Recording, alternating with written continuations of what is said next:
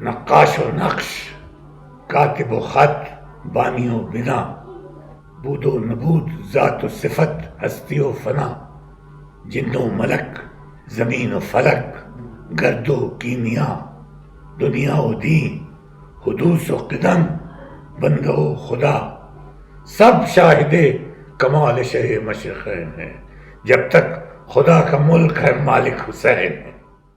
بسم الله الرحمن الرحيم. إن الله وملائكته يصلون على النبي يا أيها الذين آمنوا صلوا عليه وسلموا تسليما. اللهم صل على محمد وآل محمد. بسم الله الرحمن الرحيم.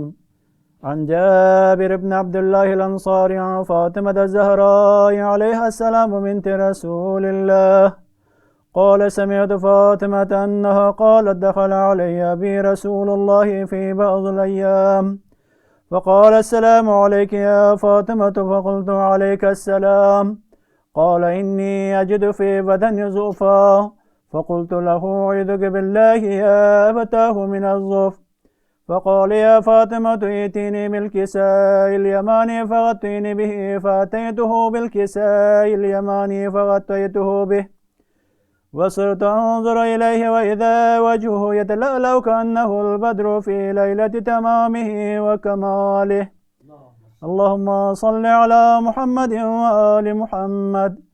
فما كانت إلا ساعة وإذا بولدي الحسن قد أقبل وقال السلام عليك يا أماه فقلت عليك السلام يا قرة عيني وثمرة فؤادي فقال يا أماه إني أشم عندك رائحة طيبة كأنها رائحة جدي رسول الله فقلت نعم إن جدك تحت الكساء فأقبل الحسن نحو الكساء وقال السلام عليك يا جداه يا رسول الله أتأذن لي أن أدخل معك تحت الكساء فقال وعليك السلام يا ولدي ويا صاحب حوضي قد أذنت لك فدخل معه تحت الكساء. اللهم صل على محمد وآل محمد.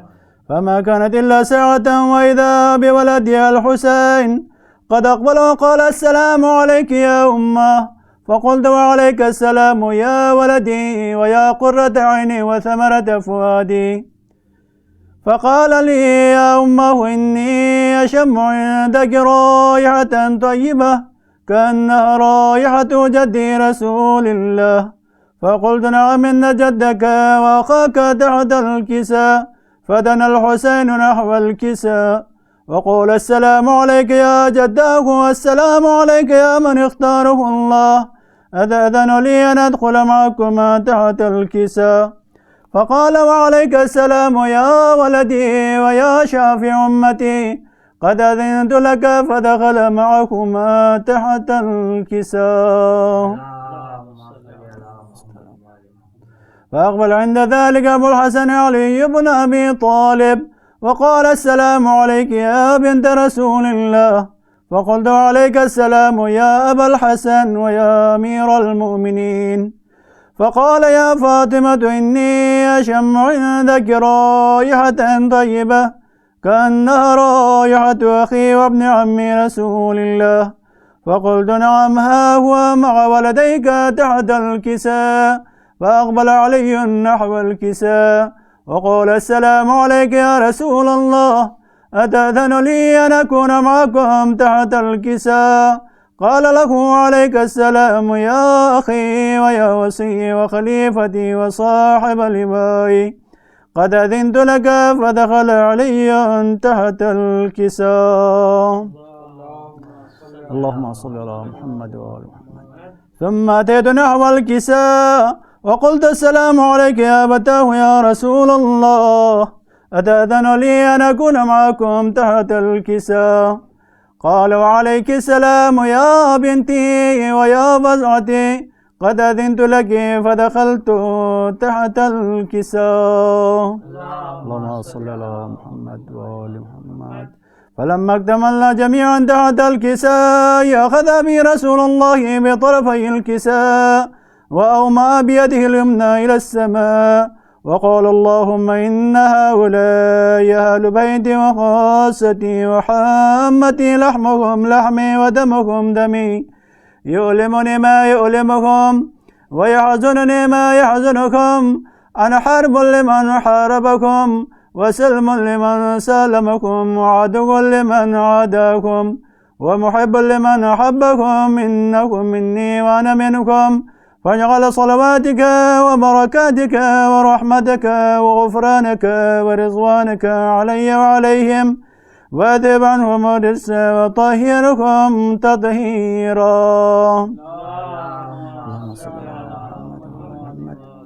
وقال الله عز وجل يا ملائكتي ويا سكان سماواتي إني ما خلقت سماء مبنية ولا أرضا مدحية ولا قمرا منيرا ولا شمسا مضيئة ولا فلكا يدور ولا بحرا يجري ولا فلك يسري إلا في محبة هؤلاء الخمسة الذين هم تحت الكساء. فقال الأمين جبرائيل يا ربي ومن تحت الكساء؟ فقال عز وجل هم أهل بيت النبوة ومعدن الرسالة هم فاطمة وأبوها وبعلها وبنوها. اللهم صل على محمد وآل محمد. فقال جبرائيل يا ربي أتأذن لي أن أهبط إلى الأرض لأكون معكم سادسا؟ فقال الله نعم قد أذنت لك. فهبط الأمين جبرائيل وقال السلام عليك يا رسول الله. العلي الأعلى يقرئك السلام ويخصك بالتحية والإكرام ويقول لك وعزتي وجلالي إني ما خلقت سماء مبنية ولا أرضا مدحية ولا قمرا منيرا ولا شمسا مضيئة ولا فلكا يدور ولا بحرا يجري ولا فلكا يسري إلا لأجلكم ومحبتكم وقد أذن لي أن أدخل معكم فهل تأذن لي يا رسول الله؟ فقال رسول الله عليك السلام يا أمين وحي الله إنه نعم قد أذنت لك. فدخل جبرائيل معنا تحت الكساء فقال الأمين الله قد أوحى إليكم يقول إنما يريد الله ليذهب عنكم الرجس أهل البيت ويطهركم تطهيرا. اللهم صل على محمد وآل محمد. فقال علي لأبي يا رسول الله أخبرني ما لجلوسنا هذا تحت الكساء من الفضل عند الله. فقال النبي صلى الله عليه وآله والذي بعثني بالحق نبيا واستفاني من رسالة نجيا ما ذكر خبرنا هذا في محفل من محافل أهل الأرض وفيه جم من شيعتنا ومحبينا إلا ونزلت عليهم الرحمة وحفت بهم الملائكة واستغفر لكم إلى أن يتفرقوا. فقال علي عليه السلام إذا والله فزنا وفاز شيعتنا ورب الكعبة. فقال أبي رسول الله صلى الله عليه وآله يا علي والذي بعثني بالحق نبيا واستفاني من رسالة نجيا ما ذكر خبرنا هذا في محفل من محافل أهل الأرض وفيه جمع من شيعتنا ومحبينا وفيهم مهموم إلا وفرج الله همه ولا مغموم إلا وكشف الله غمه ولا طالب حاجة إلا وقضى الله حاجته. فقال علي عليه السلام إذا والله فزنا وسعدنا وكذلك شيعتنا فازوا وسعدوا في الدنيا والآخرة ورب الكعبة. اللهم صل على محمد وآل محمد. شہزادی کونین بنت رسول جناب فاطمہ زہرا سلام اللہ علیہ کی شان میں کلام پیش کر رہا ہوں. عظمتوں کی انتہا ہے فاطمہ، عظمتوں کی انتہا ہے فاطمہ، شامل ذکر خدا ہے فاطمہ. عظمتوں کی انتہا ہے فاطمہ، شامل ذکر خدا ہے فاطمہ، کسب کی ہے جس نے تجھ سے روشنی، کسب کی ہے جس نے تجھ سے روشنی، اب بھی قائم وہ دیا ہے فاطمہ، کسب کی ہے جس نے تجھ سے روشنی، اب بھی قائم وہ دیا ہے فاطمہ، تو بنی جس کی شریک زندگی، تو بنی جس کی شریک زندگی، وہ نصیری کا خدا ہے فاطمہ، تو بنی جس کی شریک زندگی، وہ نصیری کا خدا ہے فاطمہ، اور کون تولے تیرے در کی روٹیاں، کون تولے تیرے در کی روٹیاں، یہ تو وزن حالتا ہے فاطمہ، کون تولے تیرے در کی روٹیاں، یہ تو وزن حالتا ہے فاطمہ، صنف نسواں میں محمد کی قسم، صنف نسواں میں محمد کی قسم، سب سے پہلی مصطفیٰ ہے فاطمہ، صنف نسواں میں محمد کی قسم، سب سے پہلی مصطفیٰ ہے فاطمہ، جس سے بڑھتا ہے علی کا حوصلہ، جس سے بڑھتا ہے علی کا حوصلہ، ایسی ایک مشکل کشا ہے فاطمہ، جس سے بڑھتا ہے علی کا حوصلہ، ایسی ایک مشکل کشا ہے فاطمہ، اے جبین مصطفیٰ تو ہی بتا، اے جبین مصطفیٰ تو ہی بتا، کتنے سجدوں کا صلہ ہے فاطمہ۔ اس شعر کو میں نے دونوں اسلوب اور دونوں لہجوں میں کہا ہے، دونوں طرح سے پیش کر رہا ہوں۔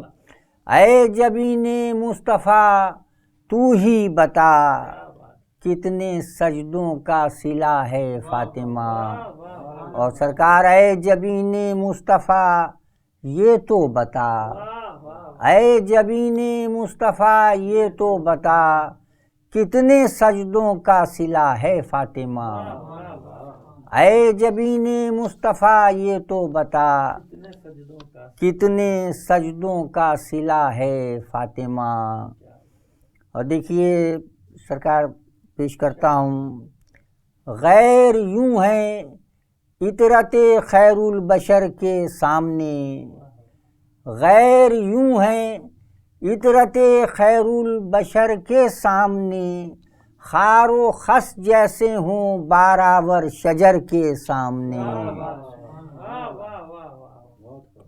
غیر یوں ہے اطرت خیر البشر کے سامنے، خار و خس جیسے ہوں بارآور شجر کے سامنے، مدح زہرا لکھ کے کی ہے جب سے کاغذ پر نظر، مدح زہرا لکھ کے کی ہے جب سے کاغذ پر نظر، عرش کی رفعت ہے ارباب ہنر کے سامنے، مدح زہرا لکھ کے کی ہے جب سے کاغذ پر نظر، عرش کی رفعت ہے ارباب ہنر کے سامنے، حشر تک کے ہر بشر کی عمر طولانی ہے کم، حشر تک کے ہر بشر کی عمر طولانی ہے کم، فاطمہ زہرا کی عمر مختصر کے سامنے، حشر تک کے ہر بشر کی عمر طولانی ہے کم، فاطمہ زہرا کی عمر مختصر کے سامنے، ایسا لگتا ہے ہو جیسے باب جنت پر نظر، ایسا لگتا ہے ہو جیسے باب جنت پر نظر، باب زہرا جب سے آیا ہے نظر کے سامنے، ایسا لگتا ہے ہو جیسے باب جنت پر نظر، باب زہرا جب سے آیا ہے نظر کے سامنے، باب زہرا جب سے آیا ہے نظر کے سامنے، روز اول سے یہی اہل ولا کا ہے مزاج، روز اول سے یہی اہل ولا کا ہے مزاج، شب کو خاطر میں نہیں لاتے سحر کے سامنے، روز اول سے یہی اہل ولا کا ہے مزاج، شب کو خاطر میں نہیں لاتے سحر کے سامنے، شکل زہرا میں نبی کو شرح کوثر مل گئی، شکل زہرا میں نبی کو شرح کوثر مل گئی، 12 نسلیں آ گئیں خیر البشر کے سامنے، شکل زہرا میں نبی کو شرح کوثر مل گئی، 12 نسلیں آ گئیں خیر البشر کے سامنے، 12 نسلیں آ گئیں خیر البشر کے سامنے، مل نہیں سکتی تھی اے زہرا تیرے گھر کی مثال، مل نہیں سکتی تھی اے زہرا تیرے گھر کی مثال، خانہ حق گر نہ ہوتا تیرے گھر کے سامنے، مل نہیں سکتی تھی اے زہرا تیرے گھر کی مثال، خانہ حق گر نہ ہوتا تیرے گھر کے سامنے، فرق عظمت کا اسی منظر سے اندازہ کرو، فرق عظمت کا اسی منظر سے اندازہ کرو، خم ہے مریم فاطمہ زہرا کے در کے سامنے، فرق عظمت کا اسی منظر سے اندازہ کرو، خم ہے مریم فاطمہ زہرا کے در کے سامنے، دیکھتا ہے خود کو خالق ذات معصومین میں، دیکھتا ہے خود کو خالق ذات معصومین میں، 14 آئینے ہیں ایک آئینہ گر کے سامنے، دیکھتا ہے خود کو خالق ذات معصومین میں، 14 آئینے ہیں ایک آئینہ گر کے سامنے، کس طرح کوثر پہ طاری ہو نہ پاکیزہ خمار، کس طرح کوثر پہ طاری ہو نہ پاکیزہ خمار، انما کے جام رہتے ہیں نظر کے سامنے، کس طرح کوثر پہ طاری ہو نہ پاکیزہ خمار، انما کے جام رہتے ہیں نظر کے سامنے، غیر یوں ہیں عطرت خیر البشر کے سامنے، خار و خس جیسے ہوں بارآور شجر کے سامنے۔ اعوذ باللہ من الشیطان الرجیم، بسم اللہ الرحمن الرحیم، الحمدللہ رب العالمین، الصلاۃ والسلام علی اشرف الانبیاء والمرسلین، سیدنا و نبینا ابی القاسم محمد اللہم صلی علی محمد وآلہ الطیبین الطاہرین المعصومین، ولعنۃ اللہ علی اعدائہم اجمعین من الآن الی قیام یوم الدین، اما بعد، فقد قال اللہ تعالی فی کتابہ المبین وہو اصدق القائلین وقولہ الحق، بسم اللہ الرحمن الرحیم، وَإِذْ قَالَتِ الْمَلَائِكَةُ يَا مَرْيَمُ إِنَّ اللَّهَ اصْطَفَاكِ طَاهَرَكِ وَاصْطَفَاكِ عَلَى نِسَاءِ الْعَالَمِينَ۔ صدق اللہ العلی العظیم۔ ایک صلوات بھیج دیجیے محمد آل محمد بر اللہم صلی علی۔ اس خمسہ مجالس کی پہلی مجلس ہے، آپ سے درخواست کریں گے سید اکبر رضوی مرحوم اور اپنے تمام مرحومین اور تمام شہداء کو شامل کر کے ایک سورہ فاتحہ پڑھ کر سب بخش دیجیے گا جہاں بھی دنیا بھر میں دیکھ رہے ہیں ان مجالس کو. بسم اللہ.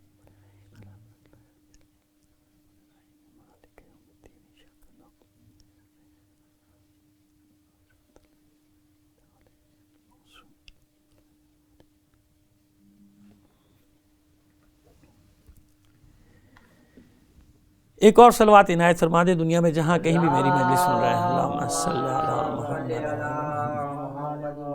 علی محمد. عزیزان محترم، یہ اس خمسہ مجالس کی آج پہلی مجلس ہے ایام فاطمیہ کی مناسبت سے، اور عنوان کا اعلان ہم کیے دیتے ہیں مقام فاطمہ از نگاہ معصومین. انشاءاللہ کوشش یہ ہوگی کہ ان 5 دنوں میں وہ روایات جو معصومین نے یعنی پیغمبر ختمی مرتبہ صلی اللہ علیہ وآلہ وسلم نے اپنی صاحبزادی کے لیے، مولا کائنات علی بن ابی طالب علیہ السلام نے اپنی ہمسر کے لیے، اور دیگر ائمہ طاہرین نے اپنی والدہ اور اپنی جدہ طاہرہ کے لیے جو بیان کیا ہے، اس میں سے کچھ ظاہر ہے کہ 5 مجالس متحمل نہیں ہو سکتی پورے تمام بیانات کی، تمام روایات کی، لیکن کچھ نہ کچھ ان میں سے آپ کے سامنے پیش کیا جائے گا تاکہ ہمیں معلوم ہو سکے کہ ائمہ طاہرین کے درمیان، معصومین علیہم السلام کے درمیان جناب فاطمہ الزہرا سلام اللہ علیہ کی شخصیت کیا ہے، مقام کیا ہے، اور اس سے بعد آگے کا سوال کہ کیوں ہے. یہ تو طے ہو جائے گا نا کہ یہ مقام ہے، یہ فرمایا حضور نے، یہ فرمایا، اور پھر مقام ابھی بات کر لیتے ہیں مقام پر آج کی مجلس میں کریں گے، اور اس کے بعد سوال ساتھ ساتھ چلے گا کہ ایسا کیوں ہے. یہ سوال ذہن میں رہنا چاہیے. تو کوشش یہ کی جائے گی کہ ان 5 مجالس میں کچھ ایسا میٹر آپ لوگوں تک پہنچا دیا جائے، خاص طور پہ جوانوں تک پہنچا دیا جائے کہ ان کے پاس مستند حوالوں کے ساتھ کچھ روایات، کچھ واقعات اور کچھ دلائل، سب سے بڑھ کر دلائل ان کے ہاتھ میں آ جائیں. دیکھیے آج کل مسئلہ یہ ہو رہا ہے کہ سوشل میڈیا کے ذریعے سے کچھ ایسی روایات جن کا معصومین کی ازواج مطہرہ اور ازواج مقدسات سے کوئی تعلق نہیں ہے، ایک فرضی روایت گڑھی جاتی ہے جو بظاہر فضائل کی ہوتی ہے، اور اس کو کسی بھی معصوم سے منسوب کیا جاتا ہے اور اس کو سوشل میڈیا پہ روانہ کر دیا جاتا ہے، اور ہم بیچارہ ہر مومن اس کو ثواب سمجھ کے اور آگے سینکڑوں کو فارورڈ کر رہا ہوتا ہے. یہی مقصد ہوتا ہے. دیکھیے ان میں بعض تو نادان دوست ہیں، بعض ہم میں سے ہیں ہی نہیں، ان کا تعلق ہی نہیں ہماری صفوں سے، وہ اپنے آپ کو ظاہر ہم جیسا کرتے ہیں یا ہم میں سے ظاہر کرتے ہیں اور اس طرح کی خرافات ڈال دیتے ہیں، ایسی روایات جن کا تعلق ہی نہیں ہے، اور اس طرح کی وہ روایات ہوتی ہیں کہ واقعی ان سے ایک عجیب سے عقائد پر تو ضرب پڑتی ہی پڑتی ہے. خود عالم تشیع کی حیثیت جو ہے اس کو یہ مشکوک کرنا چاہتے ہیں ان روایات کے ذریعے سے. تو کوشش کریں گے کہ وہ روایات جو مستند ہیں آپ کے سامنے پیش کی جائیں. دیکھیں روایات ضعیف بھی ہوتی ہیں لیکن ہیں تو صحیح نا، کچھ ہوتی ہیں ضعیف روایات مگر کہیں ملتی تو ہے نا کہ ہاں بھئی یہ روایت ضعیف ہے، مگر میں نے جس طرف اشارہ کیا وہ تو روایات ہیں ہی نہیں، کہیں بھی نہیں ہے، کسی قسم کی بھی نہیں، وہ ایک عجیب و غریب قسم کی روایات ہیں. سمجھ رہے ہوں گے جہاں بھی میری آواز ہے لوگ کہ بس اس پہ کسی بھی معصوم کا نام لکھتے ہیں اور کسی کی ایسی کتاب کا نام کہ یا تو اس کتاب میں ہے نہیں یا وہ کتاب ہی نہیں ہے، دنیا میں کتاب ہی نہیں ہے، وہ انہوں نے گڑھی ہوئی حدیث ہے کہ اپنی طرف سے کہ لوگوں میں خرابیاں پیدا کرنے کے لیے، خاص طور پہ جوان نسل کے ذہنوں کو بگاڑنے کے لیے، خرابیاں پیدا کرنے کے لیے ایسی چیز ان کے درمیان میں رائج کر دی جائے. اور آج کل تو ایسی چیزیں آپ جانتے ہیں کہ کتنی تحریفات رائج کی جا رہی ہیں. یہ آخری زمانے کی بھی نشانی ہے، گھبرانے کی ضرورت نہیں ہے، پریشان ہونے کی ضرورت نہیں ہے. دنیا بھر کے مومنین کو تسلی دے رہا ہوں کہ اطمینان رکھیں آپ. یہ جتنی ہمارے ساتھ ہر طرح کی دشمنی ظاہر ہو رہی ہے نا آج کے دور میں، کہ اب ظاہری طور پہ بھی دشمن ہم پر چڑھائی کرنے کی کوشش کر رہا ہے، نظریاتی طور پر بھی ہماری سرحدوں پر حملہ کر رہا ہے، عقیدتی اعتبار سے بھی ہم پر حملہ آور ہے، ہر طرف سے ایک یلغار ہے اور ایک انتشار کسی کیفیت پیدا کرنے کی کوشش کی جا رہی ہے کہ ابھی ایک مسئلے سے ہم نکلتے نہیں تو ایک دوسرا مسئلہ کھڑا کیا جاتا ہے، دوسرے مسئلے سے نکلتے نہیں ایک تیسرا مسئلہ کھڑا کر دیا جاتا ہے، اور اس کا مقصد صرف اور صرف یہ ہوتا ہے کہ ان کی صفوں میں انتشار ڈال دیا جائے، ان کو پراگندہ کر دیا جائے. ٹھیک ہے نا؟ اور جانتے ہیں آپ کہ ایسا کیوں کیا جا رہا ہے؟ وہی سوال کہ کیوں، یہ تو کر رہے ہیں نا، کیوں کر رہے ہیں؟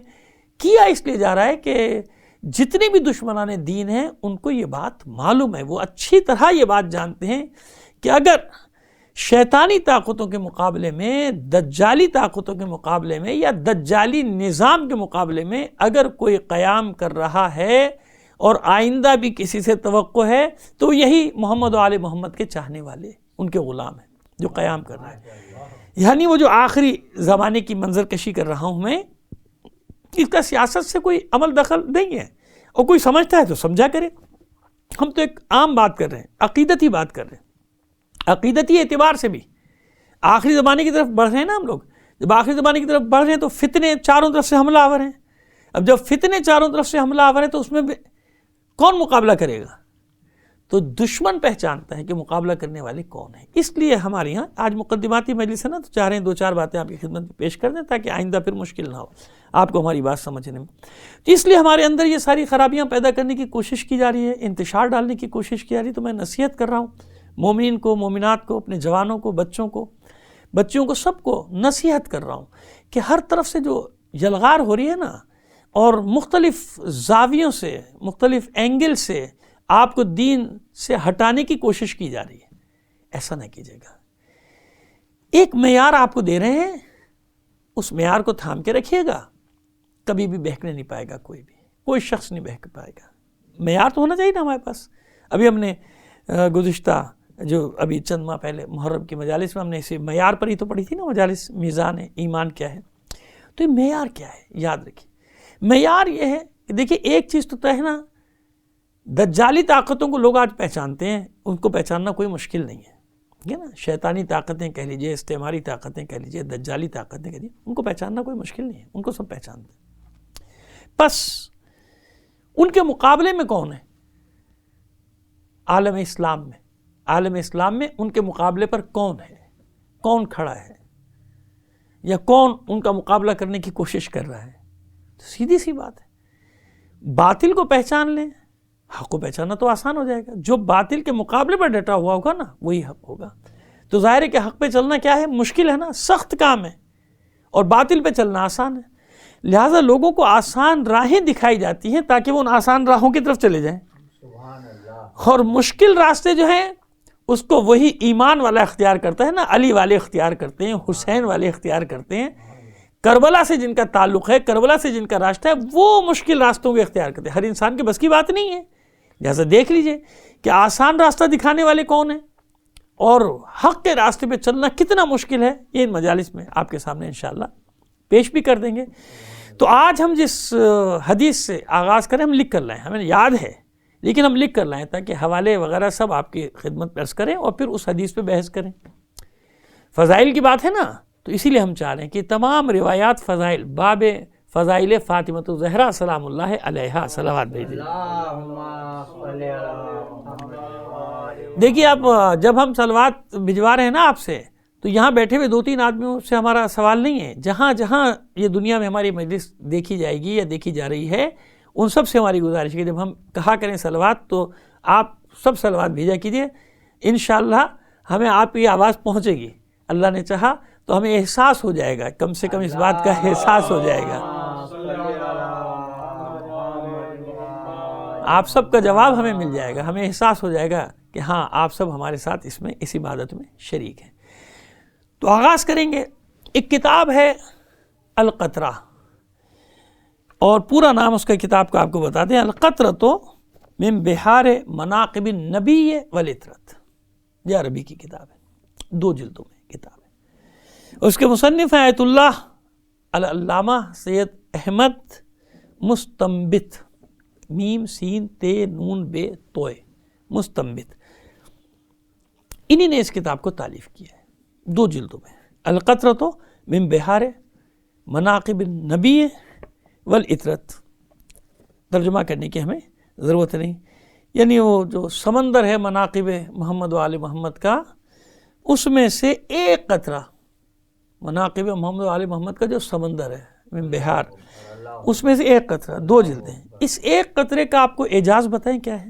اس ایک قطرے کا اعجاز یہ کتاب بھی 2 جلدیں میرے پاس ہیں، اور جو بات کریں گے انشاءاللہ ہمارا تو یہی طریقہ کار رہا، کوشش کرتے ہیں کہ یہی طریقہ کار رہے کہ جو بات کریں وہ اتھینٹک ہو، مستند ہو. ایسے نہیں، حوالوں کے ساتھ بات کریں، وہ حوالے بھی ہمارے پاس موجود ہوں. ایسا نہیں کہ وہ حوالہ ہی ہمارے پاس نہ ہو، وہ جو میں نے پہلے بات کی کہ حوالہ دے رہے ہیں وہ کتاب ہے ہی نہیں، دنیا میں وجود ہی نہیں، وہ حوالہ بھی ہمارے پاس، ہمارے کتاب خانے میں یہ کتاب موجود ہے، 2 جلدوں میں ہے۔ اس کی اہمیت آپ کو بتا دیں کہ یہ تقریباً 45-46 سال پہلے علامہ سید احمد مستنبط کا انتقال ہوا ہے، 74-75 سال کی عمر میں انتقال، اور یہ علماء کا خاندان ہے، یعنی ان کے باپ دادا پردادا بھی سب علماء رہے۔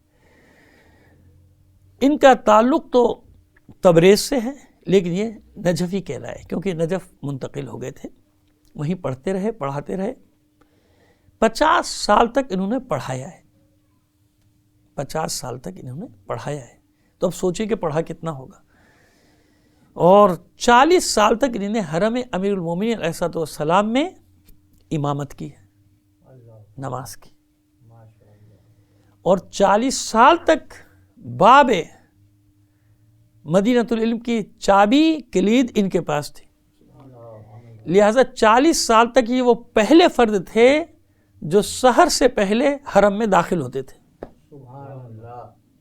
یہ غلاموں کے فضائل ابھی بیان کر رہا ہوں، صرف میں غلاموں میں سے غلام کی فضیلت بیان کر رہا ہوں کہ جس کی کتاب کا میں حوالے دے رہا ہوں تو اس کا تعارف اس لیے کرا رہا ہوں کہ اس بہانے ایک عالم کا تعارف ہو جائے، لوگوں کو احساس ہو کہ جو علماء ہیں، یہ جو مراجع ہیں، یہ تو آیات عظام ہیں، ان کی محنتوں زحمتوں کا ثمر ان کو ملتا کیا ہے، اور یہ شخصیتیں کیا ہیں جو 40 سال تک کلید بردار رہے باب مدینۃ العلم کی چوکھٹ کا، اور ظاہر ہے کہ جب تالا کھولتے تھے تو سب سے پہلے وہی داخل ہوتے تھے نا، تو 40 سال تک اس ہستی کو یہ شرف حاصل رہا ہے کہ یہ سحر سے پہلے، یعنی 1-2 گھنٹے پہلے جب حرم کھلتا تھا تو سب سے پہلے داخل ہونے والے فرد یہ خود ہوتے تھے، یہ خود داخل ہوتے تھے۔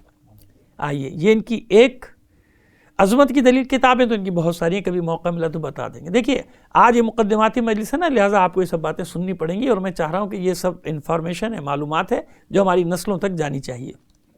دوسری بات سنیے، پہلی جلد میں ان کی یہ واقعہ نقل کیا ہے علماء نے، اور ان کے صاحبزادے سید علی سے نقل کیا، بہت ہی مقدس ہیں ان کے بیٹے بھی، سید علی عالم دین بھی ہیں، انہوں نے نقل کیا۔ اچھا ایک بات یاد رکھیے، اگر مراجع عظام یا آیات عظام کوئی ایسا خواب دیکھے نا جس میں ان کی معصوم سے ملاقات ہو، تو زندگی میں وہ کبھی خواب نہیں بیان کیا جاتا۔ دیکھیے ہمارے یہاں تو سستی شہرت کے لیے کر دیتے نا، بات کرتے ہیں، نہیں بھی ہوا ہو تو ہماری یہ ملاقات ہوئی، ہماری معاذ اللہ کہہ دیتے ہیں کہ امام زمانہ سے میری ملاقات ہوتی ہے، ہر روز ہوتی ہے، یہ ہوتا ہے۔ یہ سب کیا ہے؟ یہ تہمت ہے امام پر، جھوٹے کی علامت یہی بتائی گئی ہے کہ جو آج کے دور میں یہ دعویٰ کرے لوگوں کے سامنے اپنی شہرت کے لیے، اپنی عزت کے لیے بڑھانے کے لیے، اپنی عظمت بڑھانے کے لیے، لوگ میرے ہاتھ چومیں، لوگ مجھے مقدس سمجھیں، لوگ مجھے پڑھا پہنچا ہوا سمجھیں، جو یہ دعویٰ کرتا نظر آئے کہ میری امام سے ملاقات ہوتی ہے ہر روز، اور امام میرے گھر میں آتے ہیں، میرے گھر میں نماز پڑھتے ہیں یا پڑھاتے ہیں، معاذ اللہ سمجھ لیں کاذب ہے۔ کیا ہے؟ یہ جھوٹا ہے۔ آیات عظام کی علامت، علماء اعلام کی علامت یہ ہوتی ہے کہ اگر ایسا کوئی واقعہ ہو تو نوٹ کرتے ہیں، لیکن اپنی زندگی میں اس کو نشر نہیں ہونے دیتے۔ اس کا سبب یہ ہوتا ہے کہ انکساری، منکسر المزاجی، اور دوسرا یہ کہ کہیں ایسا نہ ہو کہ اگر وہ یہ اپنی زندگی میں یہ چیزیں بیان کریں تو ظاہر لوگ ٹوٹ پڑیں گے نا ان پر، لوگ ان کو مقدس جانیں گے، لوگ ان کا احترام کریں گے، عزت کریں گے، ان کے ہاتھ چومیں، تو یہ تکبر کا باعث بنتا ہے نا، غرور علمی کا باعث بن جاتا ہے۔ لہٰذا کسی آیات عظام نے جن کے یہ واقعات ہیں نوٹ تو کیے آنے والی نسلوں کے لیے، لیکن ان کی زندگی میں یہ چیزیں ظاہر نہیں ہو پائیں، اور کبھی ہم اس پر بھی چاہیں گے تو مجلس پڑھ دیں گے، اور ایک نہیں 2-3 مجلس پڑھ دیں گے۔ اتنے علماء کے واقعات ہیں جو مرنے کے بعد ان کے سامنے نوٹ کر لیتے ہیں۔ تو سید علی بتاتے ہیں کہ جب یہ تالیف کر چکے القطرہ تو خواب دیکھا، آیت اللہ سید احمد مستنبط کی بات کر رہے ہیں جنہوں نے کتاب تالیف کی ہے القطرہ من بہار مناقب النبی والعطرت، کہتے ہیں انہوں نے خواب دیکھا، اور خواب میں کیا دیکھا؟ سید ہے نا، سید زادیاں اولاد زہرا ہے نا، سارے سادات آپ جانتے ہیں، تمام دنیا جانتی ہے کہ سادات یہ شرف جناب فاطمہ زہرا سلام اللہ علیہا کا ہے۔ خیر، تو خواب میں دیکھا کہ انتقال ہو چکا ہے ان کا، مر چکے ہیں، دنیا سے جا چکے ہیں، خود بیان کر رہے ہیں کہ میں نے دیکھا انتقال ہو چکا ہے، میں مر چکا ہوں، اور میرا سر معصوم کونین کے زانوں پر ہے۔ بیٹے ہیں نا، اولاد ہے نا، سید زادے ہیں، اولاد ہیں، قیامت تک کے لیے معصومین کی حدیث ہے نا کہ سارے سادات کی ماں ہے زہرا، محرم ہے زہرا، سادات کی ماں ہے. تو سر زانوں پہ کہ حیران ہوا، اسی عالم میں حیران ہوا. اب یہ خواب بیان کر رہے ہیں، خواب میں جیسے ہوتا ہے کہ سوال کیا میں اس مقام پر کیوں ہوں، مجھے یہ منصب کیوں ملا ہے، میرا مقام کیوں ہے؟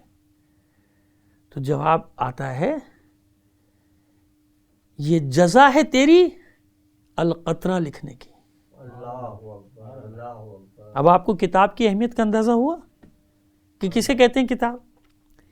کہ تیری جزا ہے وہ جو تو نے القطرہ کتاب لکھی ہے، یہ اس کی جزا ہے. آپ کو اندازہ ہوا کہ کتنی اہم کتاب اور کتنی اہم شخصیت کہ معصوم کونین نے بشارت دی کہ میں راضی ہوں اپنے اس بچے سے، اپنے اس بیٹے سے میں راضی ہوں. ایسے بہت سارے علماء کے واقعات ہیں، سید مرتضیٰ کے، سید شریف رضی کے، شیخ مفید جس کے گواہ ہیں اس واقعات کے. خیر جناب، اب میں نے اس لیے بتایا کہ آپ کو اندازہ ہو جائے کہ کتاب ہے کیا. اس میں سے ایک حدیث پڑھیں گے آپ کے لیے، آج وہی حدیث رہے گی. معصوم کونین کی بارگاہ میں ہدیہ ہوگا، ہم غلاموں کے غلاموں کے غلاموں کی جانب سے یہ ہدیہ ہوگا، اور جہاں جہاں بھی ان سب کے لیے ہماری طرف سے یہ حدیث تحفہ بھی ہے. کتاب کا نام ہم نے آپ کو بتا دیا، اس کی دوسری جلد. اچھا، دونوں جلدوں میں 14 معصومین کے فضائل ہیں، پہلی جلد میں اور دوسری جلد میں الگ. پہلے معصوم سے شروع ہوتے ہیں، 14ویں معصوم تک جاتے ہیں. دوسری جلد میں بھی ایسی. دوسری جلد کی پہلی حدیث کتاب القطرہ، جلد نمبر 2 اور اس کی پہلی حدیث، یعنی پہلی حدیث اس باب میں، باب فضائل فاطمہ الزہرا سلام اللہ علیہا کے باب میں، کیونکہ اس سے پہلے 2 معصومین کا ذکر ہے نا، پیغمبر ختم مرتبہ صلی اللہ علیہ وآلہ وسلم کے فضائل کا ذکر ہے، پھر مولا عارفان علی بن ابی طالب علیہ السلام کے فضائل کا ذکر ہے، پھر تیسرا باب جو قائم ہو رہا ہے جناب فاطمہ الزہرا سلام اللہ علیہا کے باب میں، فضائل کے باب میں، اس کی پہلی حدیث، اس باب کی پہلی حدیث. اب وہ حدیث آپ کے سامنے پڑھ رہے ہیں. ہم نے عرض کر دیا کہ ہم اس پہ پہلے بہت پڑھ چکے ہیں، ہمیں حدیث یاد ہے، لیکن ہم وہی احتیاط کرنا چاہ رہے ہیں کہ لفظ بہ لفظ آپ تک حدیث کو منتقل کر دیں. پھر اس پہ بات کریں گے آپ سے. ایک صلوات بھیج دیجئے محمد آل محمد پر. پانی پلا دو.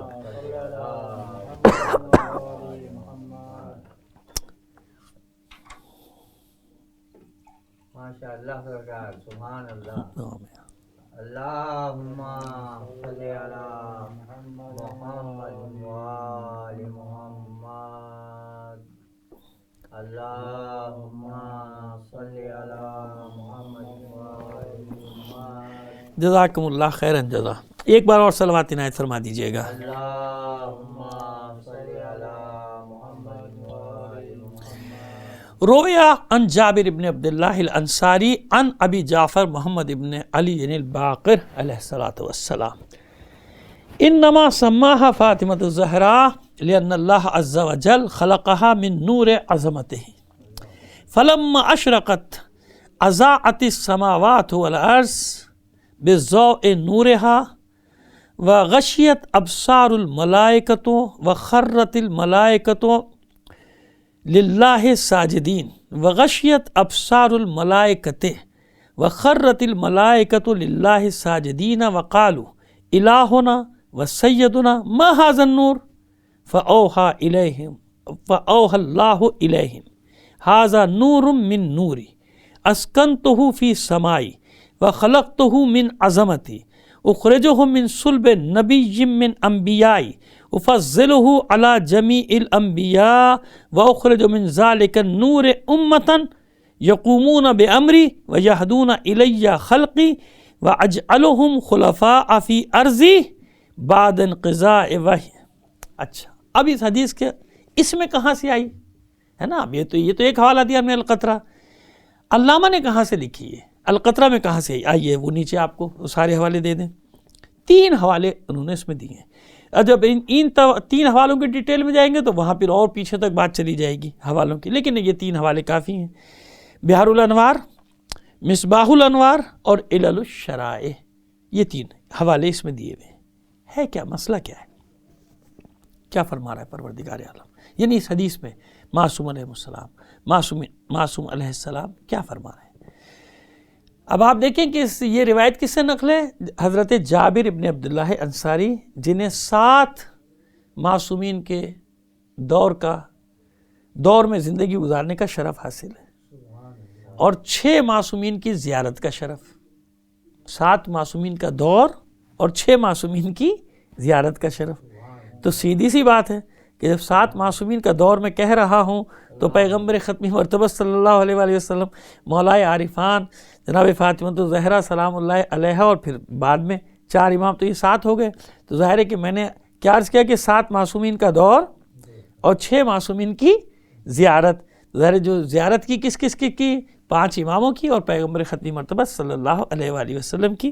اگرچہ کہ آپ نے پردے کے پیچھے سے حدیث کسابی جو نقل کی جاتی ہے تو وہ جناب فاطمۃ الزہرا سلام اللہ علیہ نے پردے کے پیچھے سے آپ کو تعلیم دی تھی. جناب جابر ابن عبداللہ انصاری صحابی رسول، ٹھیک ہے نا، جناب جابر ابن عبداللہ انصاری ضعیفی کے عالم میں، معلوم ہے نا کہ حضور نے فرمایا تھا کہ تم ہمارے 5ویں سے ملو گے، بشارت دی تھی.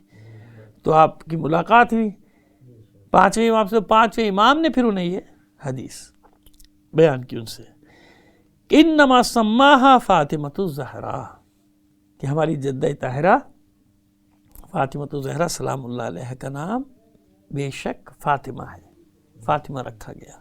انما کے ساتھ ہے نا، بس اس کے سوا کچھ بھی. انما سماہا فاطمۃ الزہرا، ان کا نام رکھ دیا گیا، نام رکھا فاطمۃ الزہرا، یا نام ہوا فاطمۃ الزہرا. کیوں؟ لأن اللہ عز وجل خلقها من نور عظمتہ، کیونکہ پروردگار عالم نے، اب دیکھیے یہ حدیث میں تحفہ آپ کو پیش کر رہا ہوں. دنیا میں جہاں کیونکہ ہر ایک کے پاس تو یہ کتاب نہیں ہے نا، جن کے پاس کتاب ہے یقیناً عربی دان ہیں تو ان کے پاس تو یہ کتاب ہوگی تو وہ جانتے ہوں گے، لیکن ظاہر ہے کہ عوام الناس کے پاس تو یہ کتاب نہیں ہے. تو میں پورے حوالوں کے ساتھ آپ کو یہ تحفہ دے رہا ہوں تاکہ آپ یہ اطمینان قلب اور کے ساتھ حق الیقین کی منزل پر پہنچے اس حدیث کے بارے میں. انما سماہا فاطمۃ الزہرا لأن اللہ عز وجل خلقها من نور عظمتہ. یہ نام فاطمۃ الزہرا کیوں ہوا؟ کیونکہ اللہ عز و جل نے آپ کے نور کو، آپ کو خلق کیا اپنی عظمت کے نور سے. آپ کو خلق کیا اپنی عظمت کے نور سے. فلما اشرقت، جب یہ نور چمکا، اشرقت یہ وہی نا شرق سے نکلا نا، جسے مشرق کہتے ہیں، جہاں سے طلوع ہوتا ہے سورج، نکلتا ہے، چمکتا ہے، ظاہر ہوتا ہے. فلما اشرقت، جب یہ نور چمکا، جب یہ نور پھیلا، جب یہ نور طالع ہوا، اضاءت السماوات والارض، تو جناب بضوء نورہا، تو جناب آسمان و سماوات جمع نے 7 آسمان اور زمین، سب آسمان و زمین اس نور کی روشنی سے روشن ہو گئے. اضاءت یعنی روشن ہو گئے، ضوء سے ہے نا وہ اضاءت، روشن ہو گئے اس نور کی، یعنی نور فاطمہ سے آسمان و زمین روشن ہو گئے، روشن ہو گئے. اور کیسے روشن ہوئے کہ ملائکہ کی آنکھیں خیرہ ہو گئیں. یہ میں نہیں کہہ رہا، یہ حدیث کا اگلا جملہ ہے. صلوات بھیجیے محمد آل محمد. اضاءت السماوات والارض بضوء نورہا، اس نور کی روشنی سے آسمان و زمین روشن ہو گئے. کیسے روشن ہوئے؟ غشیت ابصار الملائکۃ، یہاں تک کہ ملائکہ کی آنکھیں خیرہ ہو گئیں. اچانک جب کسی کے سامنے روشنی آ جائے نا تو آنکھیں خیرہ ہو جاتی نا، زیادہ روشنی میں جانا بھی تو اچھا نہیں ہوتا. اب جیسے میں جب یہاں بیٹھا تو مجھے سمجھ میں نہیں آ رہا تھا نا، نظر نہیں آ رہا تھا کاغذ. جب میری آنکھیں عادی ہوئیں تو اب مجھے یہ کاغذ نظر آ رہا ہے، ورنہ اس روشنی میں مجھے میری آنکھیں، جس کو کہتے ہیں چندھیا جانا، تو ملائکہ کی آنکھیں چندھیا گئیں. یوں اگر اردو محاورے میں ہم بات کریں تو یوں ہوا کہ وغشیت ابصار الملائکۃ. اور میں نے شاید وہ جب پہلے پڑھ رہا تھا تو ابصار الملائکۃ کہہ دیا تھا، میری غلطی کو معاف کر دیجیے گا. وہی اس وقت کی بات ہے کہ جب میری آنکھیں چندھیا گئی تھیں. وغشیت ابصار الملائکۃ، ملائکہ کی آنکھیں کیا ہو گئیں؟ خیرہ ہو گئیں. وخرت الملائکۃ للہ ساجدین، پس اس نور کو جو دیکھا تو ملائکہ اللہ کی بارگاہ میں سجدہ ریز ہو گئے. خرت الملائکۃ للہ ساجدین، اللہ کی بارگاہ میں سارے ملائکہ سجدہ ریز ہو گئے. یعنی ملائکہ سے مراد اس وقت کی جو بھی مخلوقات تھیں وہ سب اللہ کی بارگاہ میں سجدہ ریز ہو گئے. وقالو، اور ان تمام نے کہا. ہم اسی لیے ایک لفظ آپ کو سمجھا، ایک صلوات عنایت فرما دیجیے. صلی اللہ وقالو، بس ان ملائکہ نے کہا الہنا و سیدنا ما ھذا النور، اے ہمارے اللہ، اے ہمارے آقا، اے ہمارے خالق، اے ہمارے پروردگار، جو چاہیں ترجمہ کر لیں اللہ کی بارگاہ میں اس کا، الہنا و سیدنا ما ھذا النور، وہ سب پکار اٹھے، چلا اٹھے کہ یہ کیسا نور ہے، باری الہ یہ کیسا نور ہے، اے ہمارے رب یہ کیسا نور ہے، ما ھذا النور، یہ کیسا نور ہے۔ اب دیکھیں ان کے تعجب کی بات کہ ملائکہ تعجب کریں گے، اس وقت کی ساری مخلوقات تعجب کریں کہ نور کیسے، یعنی اس کا مطلب اس سے پہلے ایسا نور چمکا ہی نہیں تھا۔ یہاں سے یہ بات بھی نکل کر آئی نا کہ نور فاطمہ سے پہلے ایسا نور دیکھا ہی نہیں انہوں نے، نور فاطمہ سے پہلے ایسا نور چمکا ہی نہیں، ورنہ اس سے پہلے کا بھی کہیں ذکر ہوتا نا، لیکن ما ھذا النور، یہ نور کیسا ہے کہ ہماری آنکھیں خیرہ ہو گئیں، یہ کیسا نور چمکا۔ فَأَوْحَى اللَّهُ إِلَيْهِمْ فَأَوْحَى اللَّهُ إِلَيْهِمْ، بس اللہ نے ان ملائکہ کی طرف وحی کی، یعنی جو بھی مخلوقات تھیں، ملائکہ سے مراد جو بھی مخلوقات تھیں ان سب کی طرف وحی کی۔ فَأَوْحَى اللَّهُ إِلَيْهِمْ هَذَا نُورٌ مِّن نُورِي، یہ نور میرے نور میں سے ہے۔ اب دیکھیے یہاں بڑے لطیف نکات آتے ہیں، بس هَذَا نُورٌ مِّن نُورِي، یہ نہیں فرمایا هَذَا نُورٌ نوری، یہ نور میرا نور ہے، نہیں، هَذَا نُورٌ مِّن نُورِي، میرے نور میں سے ہے، یا من تبیز کے لیے یہ خیال ہے، یاد ہے کہ میرے نور میں سے ہے۔ حاضر اس میں بہرحال ایک نقطہ ہے پوشیدہ، صاحبان فہم تک پہنچ گیا ہوگا، حاضر نور من نوری، میرے نور میں سے ہے۔ جیسے نا جب انسان کو خلق کیا تھا، نفخت فیہ من روحی، اب دیکھیے بات آئے گی نا یہاں پہ من روحی، اپنی روح میں سے کچھ پھونکا، یہ من کیا ہے، وہی تبیز کا من، یعنی پوری کی پوری روح نہیں پھونکی ہے، نفخت فیہ میرے روح، بس انسان کو مساوی کرنے کے بعد مٹی کا پتلا بنانے کے بعد کیا کیا، میں نے اپنی روح میں سے کچھ اس میں کچھ پھونک دی، وہی یہاں بھی من وہی معنی دے رہا ہے کہ بعض۔ ھذا نور من نوری، یہ نور میرے نور میں سے ہے، یا یوں سمجھیے کہ میرے نور کا حصہ ہے، یا میرے نور کا ٹکڑا ہے، یا میرے نور کا بعض جز ہے۔ ھذا نور من نوری اسکنتہ فی سمائی، میں نے اس نور کو لیے آسمانوں کو مسکن قرار دیا ہے، اس نور کا مسکن ہے میرے آسمان، اسکنتہ فی سمائی، میں نے آسمانوں کو اس کا مسکن قرار دیا، اپنے آسمانوں کو اس کا مسکن قرار دیا۔ وخلقتہ من عظمتی، وہ جو پہلے جملہ لفظ استعمال تھا وہ دوبارہ پھر تکرار ہو رہا ہے، میں نے اس نور کو اپنی عظمت کے نور سے خلق کیا۔ یہ اللہ کے نور کے بھی بہت الگ الگ وہ ہے نا صفات، جس کو کہتے ہیں جلال اور جمال کے حساب سے الگ الگ نور کی تقسیم ہے، تو اس میں سے عظمت کا جو نور ہے اس میں سے میں نے اس نور کو خلق کیا ہے۔ خلقتہ من عظمتی۔ اچھا اب آپ دیکھیے آگے، اخرجہ من صلب نبی من انبیائی، اب ملائکہ سے پروردگار فرما رہا ہے، اس وقت کی مخلوقات سے فرما رہا ہے، اس نور کو میں ظاہر کروں گا اپنے انبیاء میں سے ایک نبی کے صلب سے۔ اب دیکھیں اخرجہ، اس نور کو میں ظاہر کروں گا، اخراج سے نا نکالے، اخرجہ من صلب نبی من انبیاء، جو میرے انبیاء ہیں ان میں سے ایک نبی کے صلب سے ظاہر کروں گا۔ وَأُفَضِّلُهُ عَلَى جَمِيعِ الْأَنْبِيَاءِ، اور جس نبی کے صلب سے میں نور فاطمہ کو ظاہر کروں گا اس نبی کو تمام انبیاء پر فضیلت دے دوں گا۔ وَأُفَضِّلُهُ عَلَى جَمِيعِ الْأَنْبِيَاء، یہ ہے عظمت فاطمہ۔ جہاں جہاں مومنین ہماری آپ بات سن رہے ہیں، گفتگو سن رہے ہیں، ان کے لیے عرض کر رہا ہوں، یہ ہے عظمت فاطمہ۔ وَأُفَضِّلُهُ عَلَى جَمِيعِ الْأَنْبِيَاء، جس نبی کے صلب سے میں نور فاطمہ کو ظاہر کروں گا اس نبی کو تمام انبیاء پر فضیلت دے دوں گا۔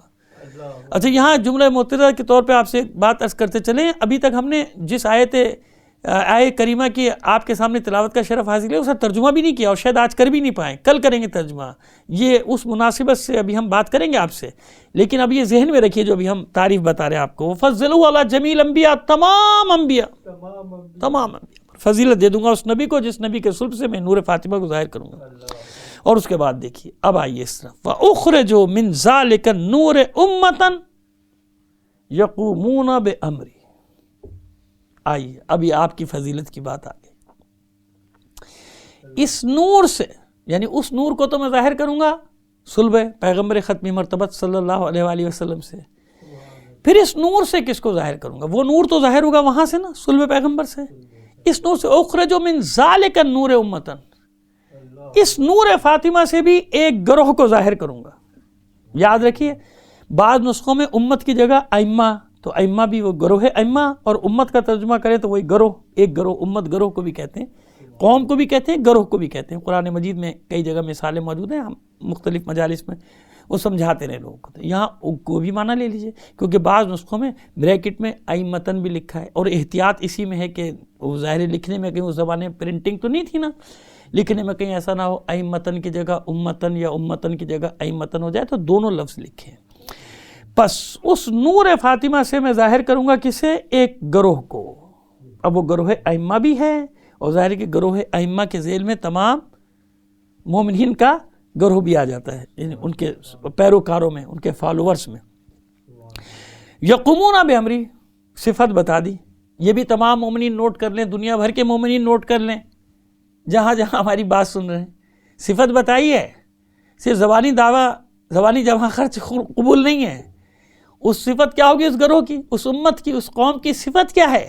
صفات بتائی گئی ہیں. یقومون بامری، وہ میرے امر کے لیے قیام کریں گے. میرے امر کے لیے نہیں، میرے دین کے لیے، میرے دین کے لیے قیام کریں گے. یعنی یہ اس امت کا خاصہ ہے. اب اس کو اگر ہم ایک اور نظر سے دیکھیں تو آپ نے سنا ہے کہ بعض اوقات سنتے، کیا ہم بھی سنتے ہیں، بچپن سے سنتے چلے آ رہے ہیں، اور بہت ساری جگہوں پہ لکھا ہوا کہ دعائے زہرا، ہم دعائے زہرا والے ہیں. تو عزیزو وہ یہی تو مسئلہ ہے. دعائے زہرا والے کون لوگ ہو سکتے ہیں؟ دعائے زہرا والے وہ لوگ ہو سکتے ہیں کہ جو اتباع کریں محمد و آل محمد کا، جو اتباع کریں مولا عارفان کا، جو اتباع کریں کربلا والوں کا، وہ ہیں، وہ تمام کے تمام ہیں. ان کے لیے دعا کی جا رہی ہے نا، وہی دعائے زہرا والے لوگ ہیں، وہی دعائے زہرا. تو وہ کون سی امت ہوگی دعائے زہرا والی؟ دعائے زہرا والی امت اس نور سے اس کو ظاہر کیا جائے گا، وہ قیام کرے گی اللہ کے دین کے لیے. اور دوسری صفت اس کی کیا ہوگی؟ یہ صفات نوٹ کر لیجیے اپنے پاس، اور ظاہر ہے کہ اب یہ مجالس تو ریکارڈ ہو رہی ہیں، ایک بار بھول جائیں دوسری بار پھر سن لیجیے تاکہ آپ کو یاد ہو جائے روایت. اچھا جناب، وَيَهْدُونَ إِلَيَّ خَلْقِي، دوسری صفت اس امت کی، اس گروہ کی یہ ہوگی کہ وہ خلق خدا کو اللہ کی طرف بلائے گی. دیکھیے کتنی بڑی علامت ہے، کتنا بڑا معیار ہے، کتنی بڑی پہچان ہے. جو خلق خدا کی طرف، خلق خدا کو اللہ کی طرف، خالق کی طرف دعوت دے، وہ ہے دعائے زہرا والا. اور خدا نہ خواستہ، خدا نہ خواستہ، خدا نہ کرے کہیں کوئی اللہ سے دور لے جانے کی کوشش کرے تو وہ اپنے بارے میں خود فیصلہ کرے. میں نہیں کہتا، میں کچھ نہیں کہتا، میں صرف اتنی بات عرض کر رہا ہوں کہ دعائے زہرا کا مصداق کون ہوگا، اس گروہ میں کون شامل ہوگا جس کی خلقت روایت کے مطابق نور زہرا سے ہو رہی ہے. وہ کون ہیں؟ جو قیام بھی کریں گے اللہ کے دین کے لیے، اور اللہ کی مخلوق کو اللہ کی طرف بلائیں گے، بھگائیں گے نہیں. تو جہاں ایسا کوئی خدا نہ خواستہ منظر آپ کو نظر آئے کہ اللہ سے بھگایا جا رہا ہے، دور بھگایا جا رہا ہے، عبادات سے بھگایا جا رہا ہے، یا عبادات کو ماشاءاللہ اپنی مرضیوں کے سانچوں میں ڈھالا جا رہا ہے، تو خود ہی سمجھ لیجئے کہ وہ کون سا طبقہ ہو سکتا ہے. اور جو اللہ کی طرف بلائے، خود ساختہ عبادت نہیں بلکہ خدا ساختہ عبادت کی طرف بلائے. یاد رکھیے، خود ساختہ عبادت الگ ہوتی ہے، خدا ساختہ عبادت الگ. تو ائمہ طاہرین کس عبادت کی طرف بلائیں گے؟ جو خدا ساختہ ہے. تو بس جو خدا ساختہ کی طرف آپ کو بلا رہا ہے وہی اس دعا کا مصداق ہے. آئیے آگے چلیں، آج اتنے ہی رہنے دیتے ہیں، بس 2 جملے مکمل کر کے پھر انشاءاللہ کل گفتگو کریں گے آپ سے. یقومون بامری ویہدون الی خلقی واجعلہم خلفاء فی ارضی. پس اس امت کا صلہ کیا دے گا پروردگار؟ اس گروہ کو صلہ کیا دے گا؟ یہ جو آج دنیا بھر میں جد و جہد کر رہے ہیں نا مومنین، ان کو بشارت بھی ہے اسی روایت کے آخر میں، واجعلہم خلفاء فی ارضی. پس اس گروہ کو، اس امت کو جو اللہ کی طرف بلا رہی ہے، اللہ کے دین کے لیے قیام کر رہی ہے، میں روئے زمین پہ اپنا وارث بنا دوں گا. اس پہ ہم انشاءاللہ بعد میں بھی بات کریں گے، اور بھی مزید اس میں پہلو نکلتے ہیں، لیکن ابھی اتنا سمجھ لیں. کیا کروں گا میں؟ روئے زمین پر اپنا وارث بنا دوں گا، خلیفہ بنا دوں گا، جانشین بنا دوں گا. اور ایک جملہ اور انہوں نے وہ بھی احتیاطاً پڑھ دیں جو مصباح الانوار میں موجود ہے، دوسرے نسخوں میں موجود نہیں، وہ اس کے ساتھ ہی اس کو اٹیچ کر دیتے ہیں. بعد انقضاء وحی، یہ امت کب پیدا ہوگی؟ یہ گروہ کب آئے گا؟ جب وحی کا سلسلہ منقطع ہو جائے گا. یعنی جب سے لے کے آج تک جو گروہ میدان میں موجود ہے، اللہ کی راہ میں قیام کر رہا ہے، لوگوں کو اللہ کی طرف دعوت دے رہا ہے، اس کے لیے بات کی جا رہی کہ یہ وارث بنے گا. اور یہ سلسلہ کب ہوگا؟ بعد انقضاء وحی، جب وحی کا سلسلہ منقطع ہو جائے گا. ایک صلوات بھیج دیجئے محمد آل محمد پر سب مل کر، جہاں جہاں بھی ہماری بات سن رہے ہیں. تو عزیزان محترم، دنیا میں جہاں کہیں بھی ہمارے بہن بھائی، ہمارے بچے بچیاں یہ مجالس سن رہے ہیں، تو انشاءاللہ ہم کوشش ہوگی کہ روزانہ، آج تو ظاہر ایک مقدماتی مجلس یہ ایک ہی روایت آپ کے سامنے پیش کی ہے، روزانہ 2-4 روایت پیش کریں گے. ہم یہ چاہ رہے ہیں کہ یہ مجالس روایتی مجالس سے ہٹ کر، روایتی مجالس سے مراد میری ہے کہ جو ہمارا ایک ٹریڈیشن بنا ہوا ہے نا، اس سے ذرا سا ہٹ کے تھوڑا سا درسی انداز ہو جائے، تاکہ ہم آپ سے زیادہ آسانی سے سمجھانے والے انداز میں گفتگو بھی کر لیں، اور آپ تک ہمارا جو ما فی الضمیر ہے وہ پہنچ جائے، جو ہم پہنچانا چاہتے ہیں.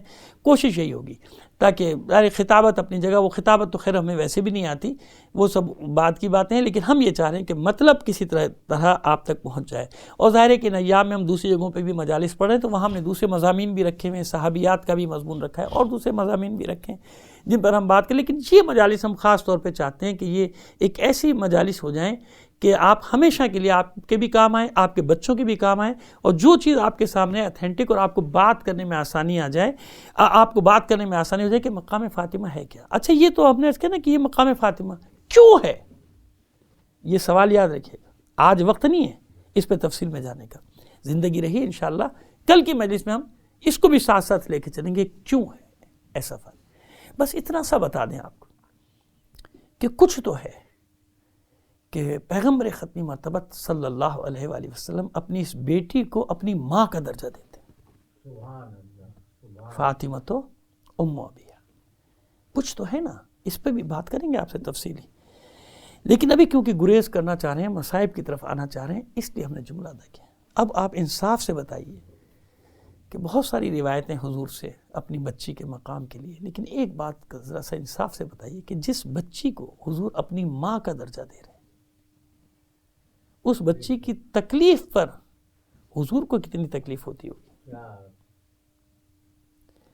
مجھے تو شعب ابی طالب کا منظر یاد ہے کہ جب شعب ابی طالب میں گئے تھے نا بنی ہاشم، تو اس بچی کا سن مبارک 2.5-3 سال سے زیادہ نہیں تھا. بہت زیادہ اگر کوئی بتائے گا تو 4 سال، اس سے زیادہ نہیں. اچھا، بچی کس کی ہے؟ ملکۃ العرب، جناب خدیجہ الکبریٰ سلام اللہ علیہ، اپنے زمانے کی مالدار ترین خاتون. یعنی اس زمانے میں، کبھی میں نے تفصیل سے پڑھا ہے، آپ یہ سمجھتے ہیں کہ اس زمانے میں ایئر کنڈیشن وغیرہ نہیں ہوتا ہوگا، میں نے کبھی پڑھا ہے تفصیل سے کہیں، اور دیگر جو مجالس پڑھ رہا ہوں ان ایام میں ان میں بھی پڑھ دوں گا، پھر ایک بار اور پڑھ دوں گا، تو آپ کو معلوم ہوگا کہ اس زمانے میں جناب خدیجۃ الکبریٰ سلام اللہ علیہ کے گھر میں اے سی، ایئر کنڈیشن، اس سخت گرمی میں جو اس زمانے کے بنائے جاتے تھے، ان کی تفصیل بھی آپ کو بتا دیں گے. اے سی سے مراد یہ الیکٹرک والے اے سی نہ سمجھ لیجیے گا، وہ خام خواہ میں آج کل سوشل میڈیا پہ ایک ایک لفظ ایک ایک جملہ پکڑ لیتے ہیں لوگ، احمق قسم کے لوگ بیٹھ جاتے ہیں اور وہ اس طرح کی حرکتیں کرنے لگتے ہیں. میری مراد یہ ہے کہ وہ وسائل جن کے ذریعے سے اس زمانے میں بھی ٹھنڈی ہوا کمروں میں ہوتی تھی. اس ناز و نعم میں پلی ہوئی خدیجہ اور اس خدیجہ کی بیٹی فاطمہ، اندازہ کیجیے جب اپنی ماں کو یہ بچی شعب ابی طالب میں دیکھتی ہے تو اپنی تکلیف بھول جاتی تھی، اپنی ماں کو دیکھ کے روتی تھی. اور یہ بات میں یوں ہی نہیں کہہ رہا آپ سے، آپ اگر روایات اٹھا کے دیکھیں گے تو آپ کو اندازہ ہوگا کہ جب آپ کا نور مبارک رحم مطہر رہے خدیجہ الکبریٰ میں سکونت پذیر تھا، تو اس وقت روایت ملتی ہیں کہ نہیں ملتی کہ جب عرب کی خواتین نے مقاطعہ کر دیا تھا، سوشل بائیکاٹ کر دیا تھا آپ کی مادر گرامی کا، تو یہ بچی گفتگو کرتی تھی اپنی ماں سے تاکہ دوسراہٹ کا احساس دلا سکے، انس کا اظہار کرتی تھی، محبت کا اظہار کرتی تھی اپنی ماں کے ساتھ. یہ وہ ہوتی فاطمہ. لیکن دوسری طرف اس بچی کی مصیبت بھی تو دیکھیے کہ شعب ابی طالب میں بعض وقت ایسا بھی گزرا ہے، کچھ اوقات ایسے بھی گزرے ہیں، تاریخیں بتاتی ہیں تو تاریخوں میں موجود ہیں، کچھ اوقات ایسے بھی گزرے کہ جب کچھ بھی نہیں بچتا تھا کھانے کو، تو وہ دال چاول جو پہلے آئے ہوئے ہوتے تھے مٹی میں اگر کچھ گر جاتے تھے تو معصوم بچے بیٹھ کے اس ریت کے ذروں سے دال اور چاول کے دانے یا گندم کے دانے چن رہے ہوتے تھے. ایسا وقت بھی آیا. اس خدیجہ کی بیٹی اس ماحول میں شعب ابی طالب میں رہ رہی. میں نے سنا ہے، پڑھا ہے کہ ایسے بچے کرتے تھے، لیکن خدیجہ کی بیٹی کے صبر کا عالم یہ تھا کہ اپنی ماں کو دیکھتی تھی بس، اور اپنے بابا کو دیکھتی تھی. جب شعب ابی طالب سے 2.5 سے 3 سال کا وقت ہے جو شعب ابی طالب میں رہے، 1-2 دن یا 1-2 ہفتے یا 1-2 مہینے کی بات نہیں ہے. یہ جب آئے ہیں نا تو اسی زمانے میں ملکۃ العرب بیمار ہو چکی، اور تیمارداری کرنے والی ذات یہ 5-6 سال کی بچی اپنی ماں کی خدمت، ایک طرف ماں کی خدمت کر رہی ہے، دوسری طرف بابا کا دفاع کر رہی تھی. بس ایک واقعہ آپ کے سامنے پیش کرنا چاہتے ہیں، آپ کے دفاع کا باقی باتیں ہوتی رہیں گی کہ بدبخت جب حضور خانہ کعبہ میں عبادت کی غرض سے جاتے تھے تو اس موقع پر بھی اذیتیں دینے سے باز نہیں آتے تھے. یہ بدبخت مکے کے ابو جہل کی سربراہی میں غلاظت، اب میں کیا کروں، میری اردو اتنی اچھی نہیں، مجھے ایسے الفاظ نہیں ملے جو میں لے کر آؤں کہ اونٹ کا جو اوجڑی جس کو کہتے ہیں ہوتے تھے وہ آپ کی پشت پہ لاد دیتے تھے، ڈال دیتے تھے حضور کے. اور یہ بچی، چھوٹی سی بچی، سر سے پیر تک چادر میں ملبوس جاتی تھی حرم میں، اور اپنے بابا کی پشت سے اس غلاظت کو صاف کرتی تھی اور روتی جاتی تھی. دفاع کیسے کیا؟ یہ تو ایک دفاع کی شکل و صورت ہے نا، ایک دفاع کی. دوسری شکل و صورت یہ تھی کہ اپنے چچا ابو طالب سے شکایت کرتی تھی جا کے کہ میرے بابا کو اذیتیں دیتے ہیں لوگ، کوئی ان کا دفاع کرنے والا نہیں، کیونکہ حضور تو شکایت نہیں کرتے تھے. پھر جناب ابو طالب بنی ہاشم کو لے کر آتے تھے. ایک مرتبہ کا معرکہ تو بہت بڑا ہے کہ جس میں آپ نے ان سب کو پٹک پٹک کے مارا تھا، ان کے صافے گرا کے ان کے سروں کو اپنے پیروں سے، ابو جہل سمیت ان سب کے سروں کو اپنے پیروں سے مسلا تھا، رگڑا تھا. یہاں سے مصائب کا آغاز ہو رہا ہے. ہم یہ سمجھ رہے ہیں کہ شاید حضور کے جانے کے بعد نہیں، اس بچی کے مصائب کا آغاز تو شعب ابی طالب سے ہو چکا تھا. پھر اس میں ہجرت، پھر اس میں جنگیں، پھر اس میں حضور کا زخمی ہونا اور آپ کا اپنے بابا کے زخموں کو دھلانا، یہ سب ایک طرف. اگر دختر رسول سے سوال کیا جائے گا نا تو دختر رسول ان مصیبتوں کا ذکر کرے گی جو ظاہری طور پر ابھی اس کی زندگی میں آئی ہی نہیں. ہم ان سارے مصائب کا ذکر کریں گے، لیکن انصاف سے بتائیے جب ثانیہ زہرا اپنے بچوں کو دیکھتی، جب جناب فاطمہ زہرا دختر رسول اپنے بچوں کو دیکھتی ہوں گی، حسن کو دیکھتی ہوں گی، حسین کو دیکھتی ہوں گی، زینب کو دیکھتی ہوں گی، ام کلثوم کو دیکھتی ہوں گی، تو کیا گزرتی ہوگی؟ یہ وہ ماں ہے کہ اس کے بچے دنیا میں آ رہے تھے اور ساتھ ہی ان کی شہادت کی خبریں بھی آ رہی تھیں. یہ وہ ماں ہے. یہ وہ ماں ہے کہ ابھی حسین شہید نہیں ہوئے، یہ وہ ماں ہے جو پہلے سے اپنے بچوں کا غم منا رہی ہے. تاریخیں گواہ ہیں. اس لیے ہمیشہ کہتا ہوں کہ عزائے حسینی سنت رسول ہے. عزائے حسینی بعد میں نہیں شروع ہوئی، عزائے حسین اللہ کے رسول نے اپنے زمانے ہی میں شروع کروا دی تھی اور خود بھی شروع کر دی تھی عزائے حسین. تو یہ وہ ماں ہے جو اپنے بچوں کو ابھی واقعات کربلا نہیں ہوئے، ابھی زہر نہیں دیا گیا حسن کو، بلکہ اپنے ہمسر کو ابھی سر پہ ضربت نہیں لگی علی کے، لیکن یہ پہلے سے رو رہی ہے، عزاداری کر رہی ہے، عزاداری منا رہی ہے، غم حسین منا رہی ہے. اگر بچہ کہیں گر جاتا تھا نا، خیال بیان کرتے ہیں علماء کرام، تو اس سے پہلے کہ زمین پہ گرے ماں بڑھ کے ہاتھ تھام لیتی تھی، میرا حسین گرنے نہ پائے زمین، اور آنکھوں سے اشک جاری ہو جاتے. کیوں؟ اے مادر گرامی، میں تو ابھی گرا ہی نہیں زمین پہ. لیکن ماں کیسے سمجھائے میرے لال، میں کربلا میں دیکھ رہی ہوں جب تو گھوڑے سے، جب تو زلجنا سے نیچے آ رہا ہوگا، کوئی تجھے سہارا دینے والا نہ ہوگا. بس عزاداران حسین آخری جملہ سن لیجئے کہ یہی تو وہ مرحلہ ہے کہ جب ماں، جس کے لیے ماں کربلا میں موجود ہو تو کوئی تعجب نہ کرو. اگر ماں کربلا میں موجود ہو تو کوئی تعجب نہ کرو. اس پر بھی ہم انشاءاللہ بعد کے مجالس میں دلیلیں دے دیں گے آپ کو. بس اتنا سن لیجئے ابھی کہ بظاہر تاریخ یہی بتاتی ہے، مقاتل یہی بتاتے ہیں کہ جب جناب سید الشہداء ذوالجناح سے زین سے زمین پر تشریف لائے تو کوئی سہارا دینے والا نہیں تھا، بلکہ آپ کا جسم اطہر تیروں پر معلق ہو گیا تھا، زمین سے نہیں لگنے پایا تھا. لیکن عزاداران حسین تعجب نہ کرو اس بات پر. اگر کوئی یہ پڑھ دے کہ جب حسین زین سے زمین پہ تشریف لا رہے تھے تو کوئی بی بی گود پھیلائے بیٹھی تھی، کوئی بی بی آغوش پھیلائے بیٹھی تھی، وہ بی بی جب سے حسین دنیا میں تشریف لائے تھے، جب سے حسین کا ماتم کر رہی تھی، حسین کو رو رہی تھی، اور آج کربلا میں بیٹھی ہو تو کوئی تعجب نہ کرو کہ میرا بچہ زمین پہ نہ گرنے پائے. تو میں کہہ سکتا ہوں اس بنا پر کہ حسین کا سر کہیں اور نہیں اپنی ماں کی آغوش میں تن سے جدا کیا گیا تھا.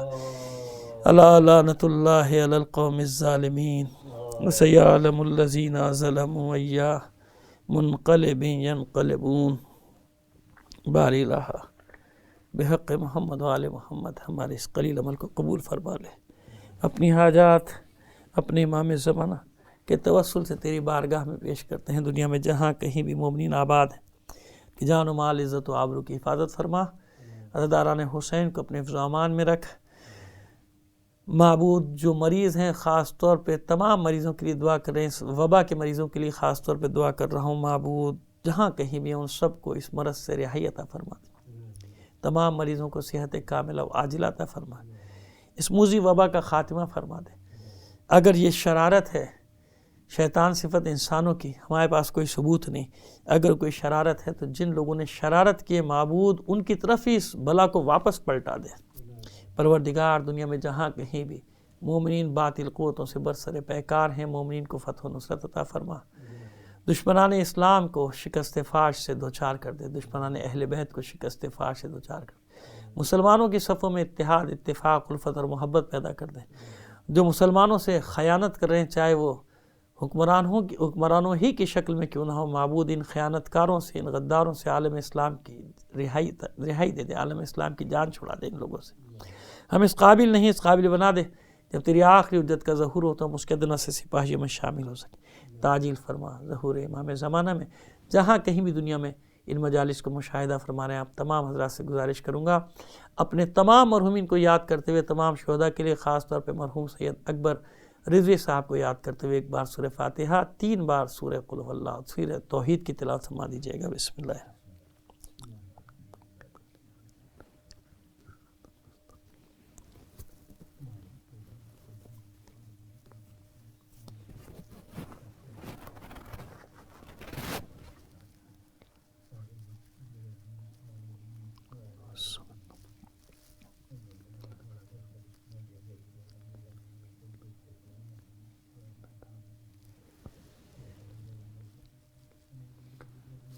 اللهم اغفر للمؤمنين والمؤمنات والمسلمين والمسلمات الأحياء منهم والأموات تابع بيننا وبينهم بالخيرات إنك مجيب الدعوات إنك على كل شيء قدير برحمتك يا أرحم الراحمين بحق محمد وآله الطاهرين. ماتم حسین. ایک تحریر اٹھائے بولی دربار میں آ کر زہرا، لوگوں میں ایسا بدلا ہے مدینہ، اپنا حق مانگ رہی ہوں غاصب سے. کلمہ گو کرسی نشی ہے اور میں کب سے کھڑی ہوں. ایک تحریر اٹھائے بولی دربار میں آ کر زہرا، لوگوں میں بنت نبی ہوں. پوچھا ہے نے بتا کیا کیا مسجد میں ہوا، روکے بس اتنا کہا، کبھی دیواروں کو تھاما، کبھی میں کر کبھی بیٹوں نے سنبھالا، کبھی رستے میں گری ہوں ایک تحریر اٹھائے، بولی دربار میں آ کر زہرا، لوگوں میں بنت نبی ہوں، وہ تو کم سے ہے ابھی دور ہے شام سے بھی، سہ نہ پائے گی کبھی، مجھ سے زینب نے یہ پوچھا کہاں جاتی ہو بتاؤ اے اماں، میں نے زینب سے چھپایا کہ میں دربار چلی ہوں ایک تحریر اٹھائے، بولی دربار میں آ کر زہرا، لوگوں میں بنت نبی ہوں، جتنے دکھ میں نے سہے گر وہ دن پر بھی پڑے، وہ سیادات بنے، یہی دکھ کم تو نہیں ہے، اس قدر تنہا مدینے میں ہوئی ہوں، کوئی سنتا ہی نہیں ہے کہ میں کیا بول رہی ہوں، ایک تحریر اٹھائے، بولی دربار میں آ کر زہرا، لوگوں میں بنت نبی ہوں، ایسے خاموش ہو کیوں، کہنا چاہو جو کہو، اماں کچھ تو بولو، رو کے بولی بیٹوں سے، ساتھ بہنوں کا نبھانا کربل میں، ننگے سر کیسے چلے گی، بس یہی سوچ رہی ہوں، ایک تحریر اٹھائے، بولی دربار میں آ کر زہرا، لوگوں میں بنت نبی ہوں، تربت بنت نبی دیکھے اکبر جو کبھی، اس کو لگتا ہے یہی اس کا مہدی کہتا